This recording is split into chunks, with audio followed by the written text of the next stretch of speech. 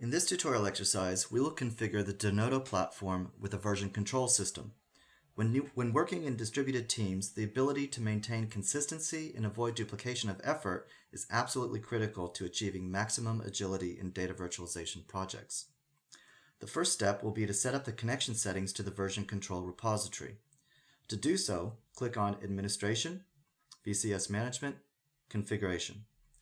Here, we can enable the checkbox to use version control, choose the adapter, in this case Subversion, and fill in the URL and password if necessary.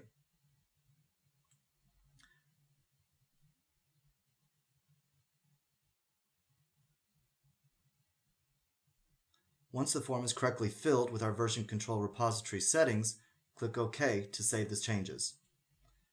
In order to deal with the deployment in different environments, for example, testing, development, and production, we will need to track environment-specific versions of some objects, like data sources.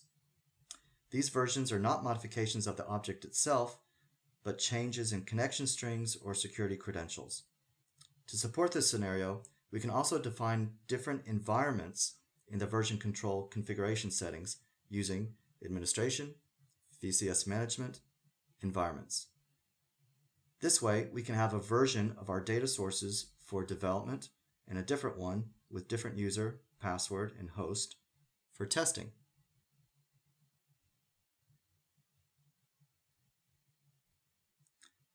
Now that the version control integration is enabled and correctly configured, we have to activate its use for a particular virtual database. Let's click again on Administration, VCS Management, and let's open the Databases pane.